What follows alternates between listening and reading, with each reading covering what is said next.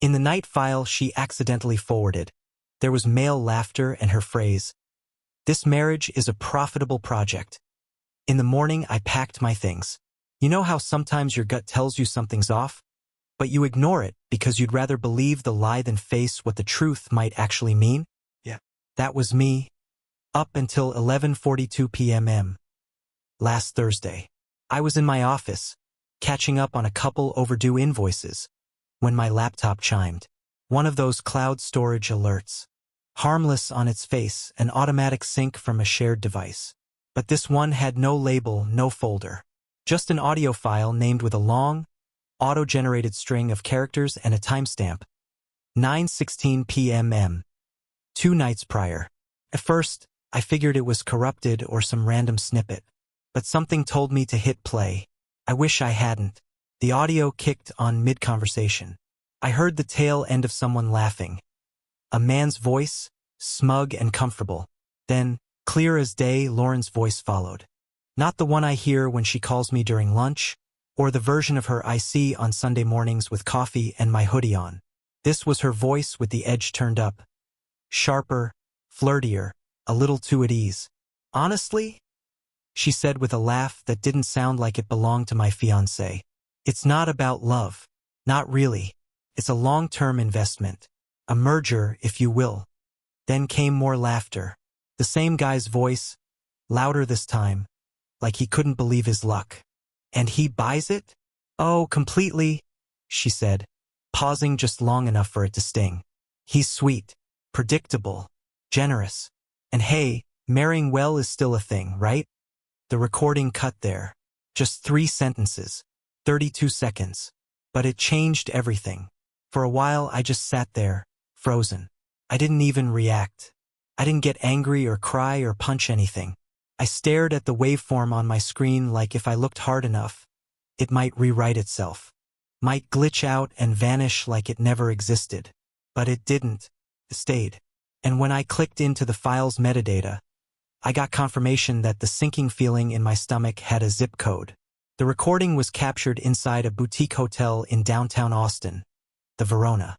I recognized the Wi-Fi node it pinged from because it was the same location her laptop and phone had both connected to on Tuesday. I remember that night. She told me she was meeting a client over dinner. Last minute. Said it was sensitive and couldn't be discussed over Zoom. She apologized for the late notice and promised she'd be back by 10. She walked out the door in a charcoal blazer and low heels, looking like she meant business. I even told her to text me when she got there. She didn't. I had chalked it up to a busy night. Maybe she forgot. Maybe her battery died. She had a dozen reasonable excuses I would have accepted without question. Because that's what you do when you trust someone. You give them the benefit of the doubt. And that's what made this feel like getting gut-punched with my own good faith. I didn't sleep that night. Not really. I stayed up, pacing, clicking through old photos, checking my own memories for cracks I hadn't noticed. Every time I closed my eyes, her voice replayed in my head. A long-term investment. A merger. I'd been turning our relationship into a home. She'd been running it like a business. By morning, I had convinced myself that maybe there was context. Maybe it was a joke wildly taken out of context. Something sarcastic, misinterpreted. I mean, how many times have we all said things that sounded awful when heard out of context? But when she walked through the door the next morning, coffee in one hand, keys in the other, and saw me sitting at the kitchen island with my laptop still open and that file queued up, I saw it. Not fear, not confusion, anticipation. Her eyes darted to the screen and then back to my face. She knew. She already knew. "Hey," she said carefully, like she was stepping into a room full of glass. "You're up early." "You didn't text me Tuesday," I replied. My voice sounded flat, like it belonged to someone else. She tilted her head. "Tuesday. Your client dinner. The hotel." There was a flicker in her eyes. Just a moment, but I caught it. "Oh, right," she said, nodding quickly, like she was filling in a blank she hadn't studied for. "It ran late. I figured you'd be asleep." I wasn't. She stepped closer, still holding the coffee. "Is everything okay?" I clicked play. I let the recording speak for me. As the audio filled the space between us, I watched her. Watched how her jaw tightened. How her fingers clutched the coffee cup just a little too tight. She didn't ask what it was or where it came from. She waited until the recording stopped and then said, without missing a beat, "That's completely out of context. Evan." "Is it?" I asked, though I didn't sound curious. I sounded done. She set her cup down and leaned against the counter, folding her arms. "You're really going to use some forwarded audio clip to question me? Without even asking?" "I'm asking now." "You eavesdropped," she snapped, flipping the accusation back like a switchblade. "You dug through my devices, and now you're jumping to conclusions like some conspiracy theorist." "I didn't dig. It was auto-forwarded through the shared archive. Came in last night." "Oh, so it's just magically your business because it landed in your inbox?" she said, raising her voice now. "Do you even hear yourself?" "I hear you," I said. "That's the problem." She scoffed and turned her back to me, pacing the room like she needed to stretch the truth into something more comfortable. "It was a joke," she said. "We were talking about networking, about how relationships, business or personal, are strategic sometimes. That's all." "You called our marriage a project." Her voice sharpened. "Because I was trying to get a deal signed. Do you have any idea how many hoops I've had to jump through lately? How much pressure I'm under?" I used language that fit the context of the room. "So I'm context now," she sighed, shaking her head, as if I were the one being unreasonable, as if I had somehow misunderstood her betrayal. "This is why I didn't tell you," she said finally. "Because I knew you'd overreact. You always do. You take one little thing and run with it like it's some grand indictment." "One little thing?" I said, trying to keep my voice steady. "That's what this is to you?" She turned around then, arms crossed, her tone changing again. Lower now, more controlled. She was trying to steer the narrative. "Look, Evan, we've both made sacrifices. Relationships are complicated. You can't take one moment and we *P***nize it against everything we've built." That was the moment I realized something. She wasn't trying to explain. She was trying to win. This wasn't about me misunderstanding her. It was about her staying ahead of the fallout. That whole morning became a deflection campaign. She leaned into the guilt, turned it around until I was the one defending my reactions, my interpretation, my emotions. And for a moment, just a moment, I almost let her do it. Almost. But I didn't delete the file. I didn't stop looking.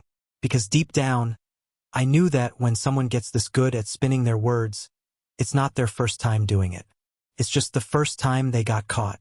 After that morning, I told myself I was just looking for peace of mind. That's what I called it when I started combing through little things.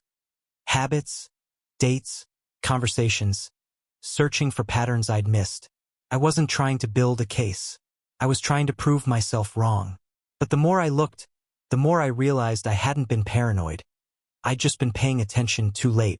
It started with the yoga classes. Lauren used to do yoga twice a week at the gym down the block. But sometime in the last 6 months, she'd switched studios. I only found out because her gym membership lapsed, and I saw a charge on our joint card labeled Inner Field Movement. I Googled it. It was across town, tucked into a trendy arts district with kombucha taps and Himalayan salt lamps in the lobby. Not exactly her scene. When I asked about it, she brushed it off. Said her old studio got too crowded, and the new one felt more mindful. Except the new place didn't have a single transaction history for her. Not under her name. Not under her card. Not even under her email. I called them pretending to schedule a class. The woman on the phone was nice, cheerful. Asked if I was trying to join with my partner, like Cole and Lauren do. Cole. I didn't say anything. Just thanked her and hung up. My throat was dry, but my mind was buzzing. I had never heard the name Cole before. I didn't know a Cole. Lauren had never mentioned him. But the way the receptionist said it, like it was a given, like their names always came together, told me everything I needed to know. That night, I opened the Notes app on my phone and started a list. Discrepancies. Yoga studio switch. Inner field movement. Claimed overcrowding. Never billed. Mentioned by name with Cole. Frequent late returns, mostly on weeknights. Claims. Team dinners, traffic, networking events. Recurring time window. 6:45 to 9:15 p.m. Never accompanied by receipts or Uber logs. Erased rideshare history. Found out after she left her phone unlocked once. Uber and Lyft accounts cleared. All past rides deleted. No recent activity. When asked, she claimed, privacy reset after update. Cash withdrawals, mostly under $60, often at gas stations nowhere near her route home. Said she needed cash for vending or valet, though most places we frequent don't even have valets. Muted tracking, Find My Friends turned off. AirTags, disconnected accidentally. Watch left at home during long outings. Claimed it helped her disconnect from tech.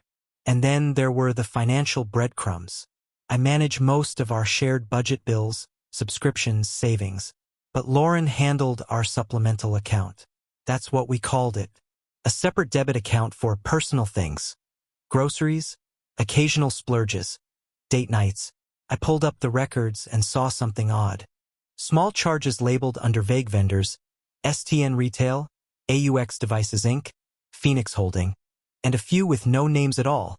Just transaction codes and city markers in places she was never supposed to be. I clicked into one called AUX Devices Incorporated, traced it back to a prepaid phone vendor. The kind of thing you'd buy to keep things separate. The kind of thing you don't tell your fiancé about. Another note added to the list. Auxiliary device purchases, disguised as retail or vendor tools. Amounts range from $80 to $150. Timeline matches yoga class nights and weekend workshops. Suddenly, even our earlier conversations started to feel like artifacts, rehearsed bits of theater. Her evasiveness around prenups came to mind immediately. Every time I brought it up, even as a practical conversation, she redirected. Once she turned it into a joke about how unromantic I'd become. Another time she cried, said it made her feel like I didn't believe in us. I let it drop, not because she was right, but because I didn't want to hurt her. Now I realized she'd made emotional resistance her shield. Another thing I remembered, she started reading a book a while back called Behavioral Leverage. At the time, I thought it was just another self-help guide. I even teased her about how she never finished them. But recently I found it again. Buried under the seat of her car, with dog-eared pages and margin notes. It wasn't about personal growth. It was about persuasion, behavioral cues, and asset negotiation in personal relationships. She had highlighted a section that read, "Control the frame and you control the reaction. Let them chase your version of the story." That hit me harder than the audio ever could. And then came the memory that made it all click. Back in March, Lauren had planned a trip for us to Lake Travis. A short weekend getaway, supposed to be a reset. But the day before we left, she told me it had to be postponed. Something about a last-minute call from her mentor. I didn't ask questions. I didn't want to be the guy who pried. 2 weeks later, I saw a charge from the exact hotel we'd booked, for the same dates. When I asked her, she said it was a cancellation fee, that they charged her by mistake. I let it go. Now I realize she probably went anyway, just not with me. By now, the list in my phone had grown from bullet points to paragraphs. A log of behavior, a record of doubt. And I hated that I needed it. I hated that I'd become the guy who tracked timestamps and cross-referenced hotel receipts. I hated what it was doing to my heart. But I couldn't unknow what I knew. And what I knew was this. Lauren had been meticulous. This wasn't impulsive. This was designed. And the scariest part wasn't just the betrayal. It was how easily she had built it in plain sight, layered under normal routines and believable excuses. Every action had a shield. Every excuse had a fallback. Every question had an answer until I stopped asking. I thought back to a moment last month. We were watching a documentary about cults, one of those streaming specials that profiles manipulation in relationships. She leaned into me and whispered, "Can you believe people fall for this stuff?" I kissed the top of her head and said, "People want to believe the person they love." She didn't say anything back. Now I think that was her answer. It's funny how fast suspicion turns into certainty once you decide to stop giving the benefit of the doubt. The shift wasn't loud.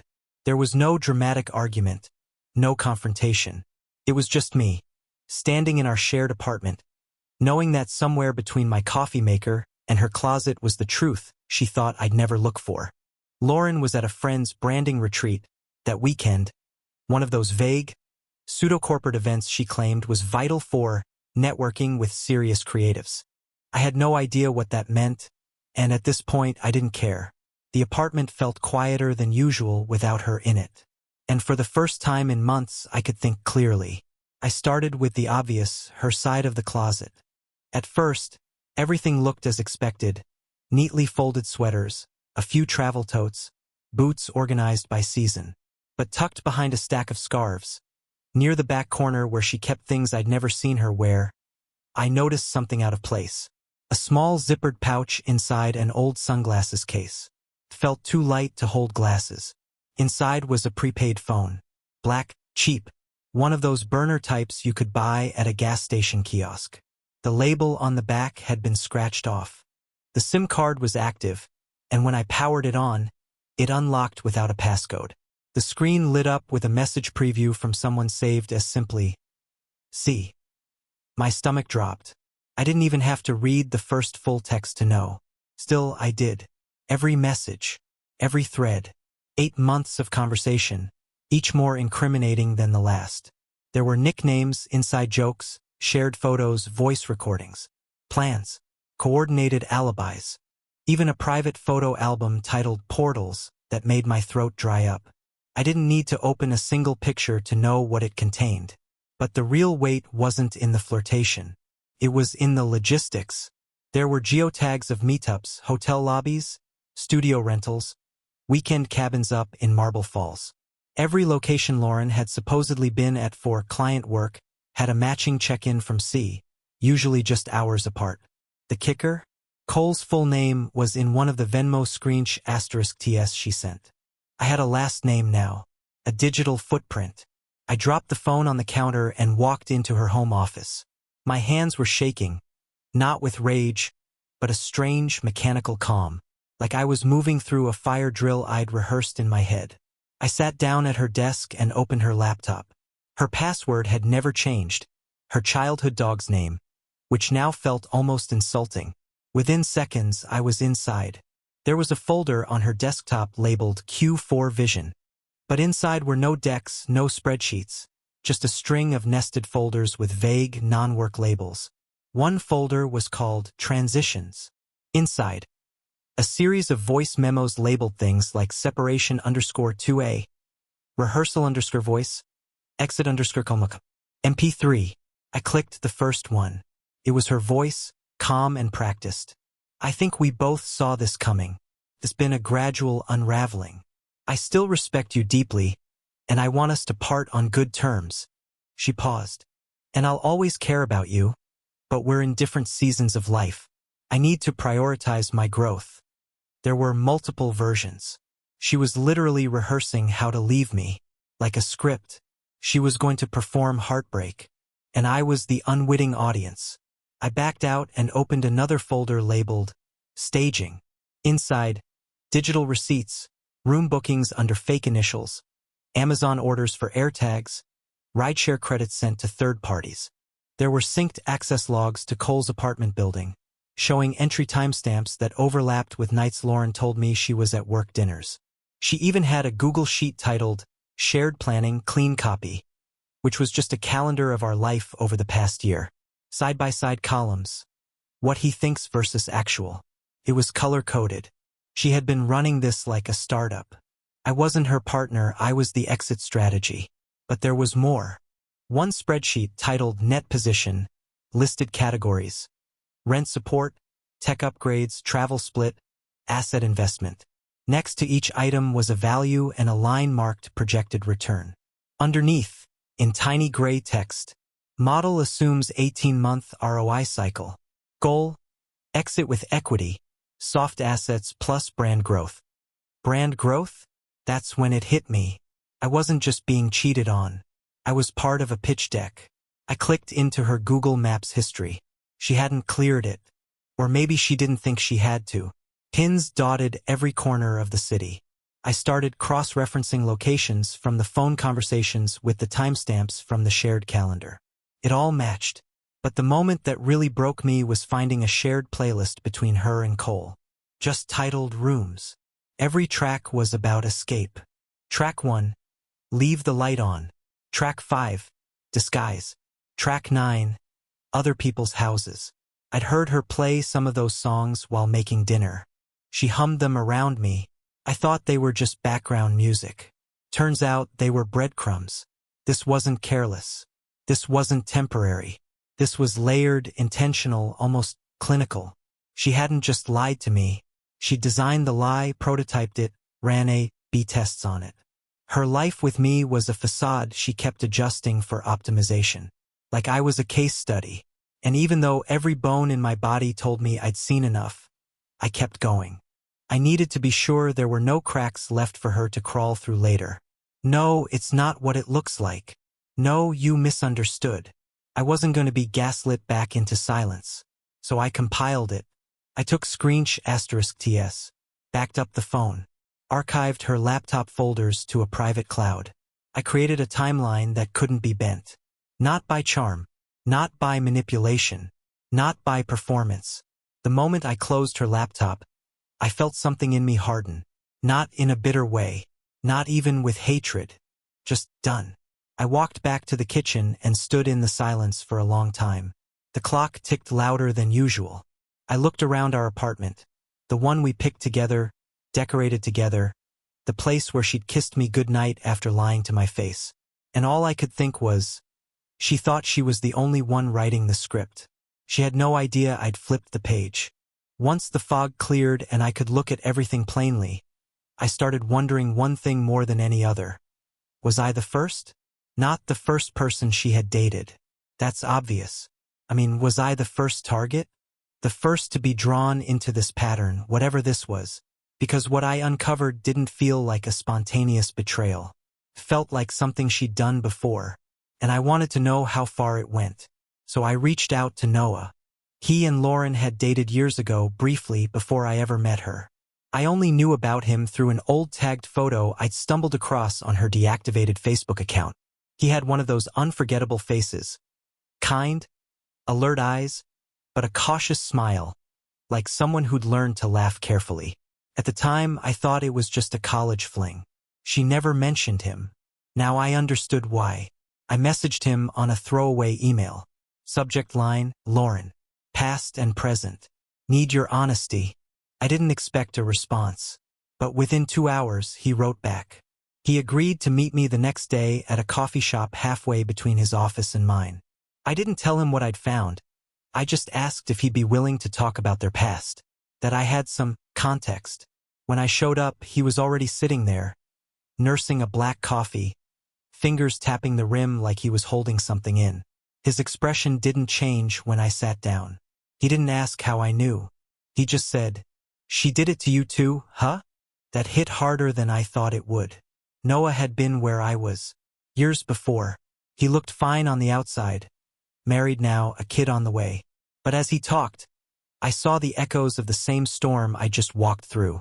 He told me Lauren had charmed him quickly, said all the right things, mirrored all his ambitions. They moved fast. 3 months in, she'd already talked about combining finances. Said she wanted to build something together. Sounded familiar. But then came the financial bleed.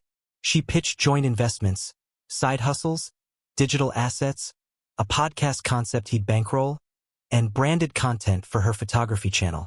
She talked in spreadsheets and growth potential, always linking money to meaning. She drained over $14,000 from him in less than 8 months, all under the guise of shared success. When he pushed back, she staged emotional pullbacks. Once, she claimed to have a panic disorder. Another time, she mentioned unresolved trauma that he triggered by questioning her decisions. Noah told me she was good, scary good, at making you feel guilty for needing boundaries. Eventually, she ghosted him. One day she was crying in his kitchen over a bank transfer delay. The next she was gone. No fight, no closure. just vanished, with 2 of his credit cards and a digital hard drive filled with pitch decks they'd built together. When he confronted her later, after hunting her down through mutual friends, she told him he'd misread everything, that she'd never promised anything, that he'd romanticized a partnership she never labeled. Gaslight, just like me. And then he said something I'll never forget. She doesn't just lie. She builds scaffolding around people. Makes you feel like you're climbing toward a shared future. Then she steps off it, lets you fall, and sells the story as a personal transformation. I didn't know whether to laugh or cry, but it didn't feel like grief anymore. It felt like vindication. I wasn't the only one. On the drive home, I remembered something I'd dismissed months ago. Lauren's sister, Maddie, once made a comment at dinner. We were talking about entrepreneurship, and Lauren was going off on one of her rants about auditing your emotional assets. Maddie rolled her eyes and muttered under her breath, "God, here we go again." At the time, I thought it was just a sibling jab. Now I saw it for what it was. A slip, a crack in the mask. That night, I decided to go deeper. I started combing through Lauren's old laptop, the one she left behind when she got her new MacBook. She said it was too slow to keep up, but I realized quickly it was full of files she hadn't migrated over. Files she probably thought were buried too deep to matter. There was one folder buried inside a chain of hidden directories, labeled in all lowercase, Exit Folder, Final. I opened it. Inside were 3 things. First, a PDF titled Soft Closure. It was a drafted breakup letter, formatted like a brand announcement. It used words like pivot, growth season, collaborative reframe, and even included a footer that read, "This transition has been made with mutual respect and shared admiration for all that was." There was even a version that had placeholders for social media captions. She had literally planned her amicable split PR campaign in advance. Second, a spreadsheet titled Projected Life Gains. It was a full inventory of tangible and intangible benefits she expected to retain post-breakup. Line items included things like photography equipment, current location, apartment closet, home decor, neutral aesthetic, contact list, shared professional network, narrative control, establish early sympathy online. Third, a zip folder labeled Past Lives. I opened it and found *TS. Dozens of them. Old message threads with previous partners, cropped snippets of proof for things she'd later shared in therapy-style posts. Things like gaslighting from ex or narcissistic patterns. I realized she had been building a portfolio of exits. Each breakup became a brand pivot, a performance of growth. She'd strip the meaning from people and repackage it into inspirational captions. And I was next. In that moment, I stopped being sad. I got strategic. I backed up everything. Photos, *TS, the spreadsheet, her exit folder. I timestamped the archive and stored it in multiple locations. I wanted the full map before I made my move. Then I started talking to Eli. He was my friend first, but also a sharp corporate attorney who'd helped me restructure contracts for my freelance work. I trusted him. Over lunch, I told him everything. He didn't interrupt, just listened, took notes. When I was done, he said, "She's not careless. That's the problem. She's running this like a one-woman acquisition firm. If you don't cut clean, she'll wrap it in emotional branding and take whatever she can on the way out." So that's what we did. We rewrote my will, froze our shared accounts, created an addendum to our legal engagement paperwork stating that in the event of fraudulent misrepresentation, she forfeited all claims. Eli helped me word it like a policy. No drama, no vengeance, just facts. I wasn't trying to humiliate her. I wasn't even trying to punish her. I was just making sure she couldn't spin the ending. She'd rehearsed her script. She'd calculated her margins. But what she never saw coming was that I'd read the whole playbook, and I was writing a new ending. There was no dramatic confrontation, no yelling, no thrown drinks, no exposed affair at a dinner party. That kind of spectacle would have given Lauren something to work with, fuel for her next version of the truth. I wasn't going to be the villain in her curated exit strategy. So I chose something better: silence. Methodical, deliberate, surgical silence. The first thing I did was freeze our joint account. Not shut it down, just restricted access. I didn't want her getting alerts. I logged in at 2:13 a.m. when I knew she'd be asleep, and initiated a transfer of all remaining funds to a holding subaccount in my name only. I left exactly $7.13 behind, the amount of our first coffee bill together, back when things still felt real. Not because I was feeling sentimental, but because I knew she'd notice. She always did love symbolism. Next, I contacted every vendor tied to our wedding planning. Venue, catering, florist, suit tailor, photographer, DJ. Each email was written professionally, without emotion.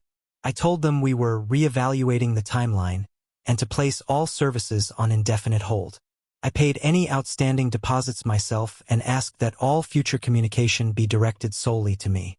If Lauren noticed that the payment accounts were bouncing back, she didn't say anything.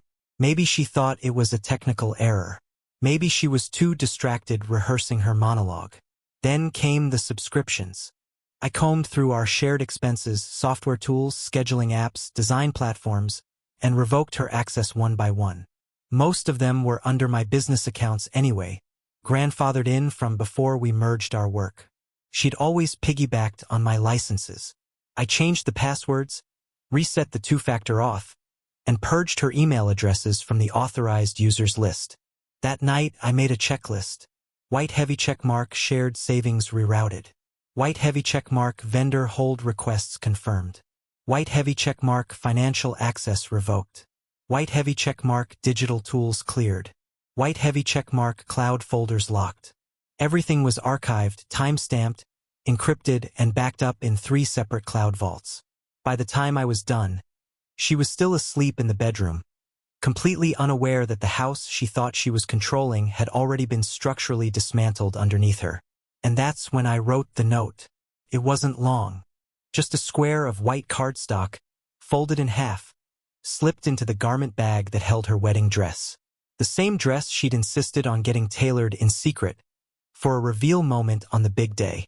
The same dress I paid for. The note read, "Not every performance ends with applause. Some end with the audience walking out early.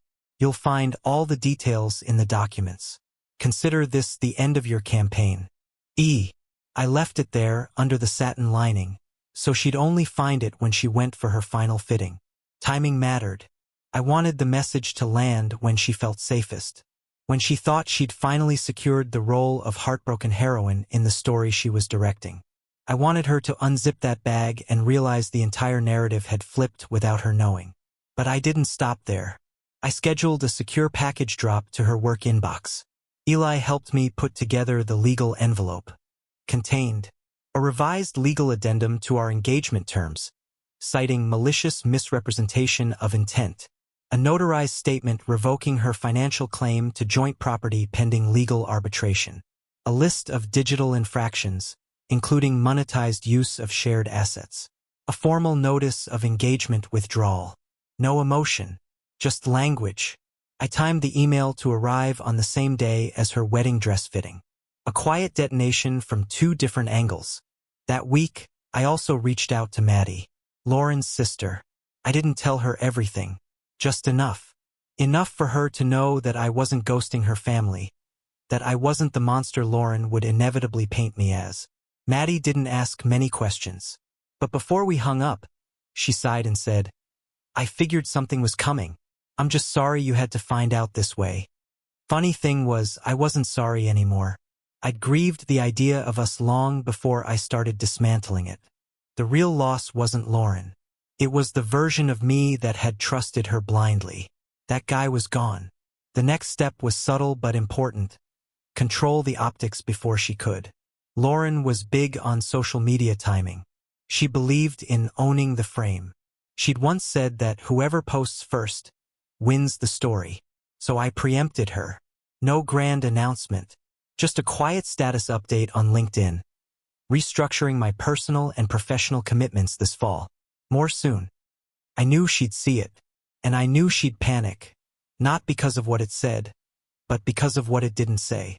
It left a vacuum. And silence, to people like her, is terrifying. It means they've lost the microphone. By the end of the week, she started to sniff that something was off.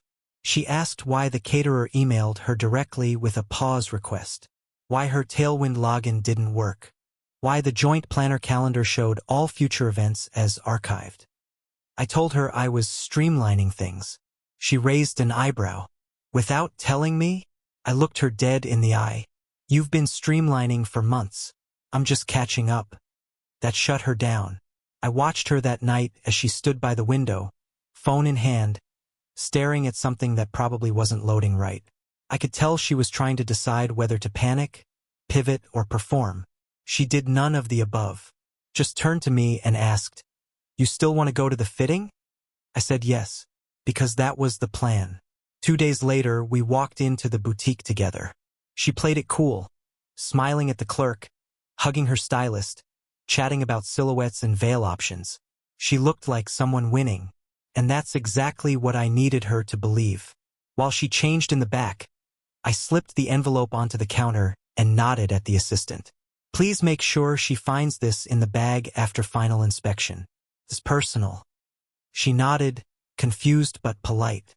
She'd seen enough grooms to know when one was fading. Then I left. No kiss, no handhold, no drawn-out glance. I walked out like a man whose job was done. Because it was. The dismantling wasn't about revenge. It was about clarity. About removing the wires she'd wrapped around my life without me noticing. It was about making sure that when she looked around for a stage, she'd find nothing but an empty room. And when she tried to step into the spotlight, there'd be no light left. At a rooftop brunch she staged for reconciliation, I arrived calmly. No raised voice, no theatrics, just the facts. I announced the engagement was void due to calculated deceit and stated all future matters would go through legal counsel. Her smile faltered. Guests looked away. She tried to pivot, but the control slipped from her hands. Her narrative collapsed, and in that moment, I saw the truth pierce through her performance. It was over, and this time publicly. Days later, she mailed a letter, emotional, manipulative, too late. I didn't respond. I moved to Flagstaff, took freelance work, rebuilt quietly. Mornings became mine again. Coffee, silence, peace. 6 months on, I saw her in Nashville, arguing with another man, clutching a bridal magazine. I kept walking. No rage,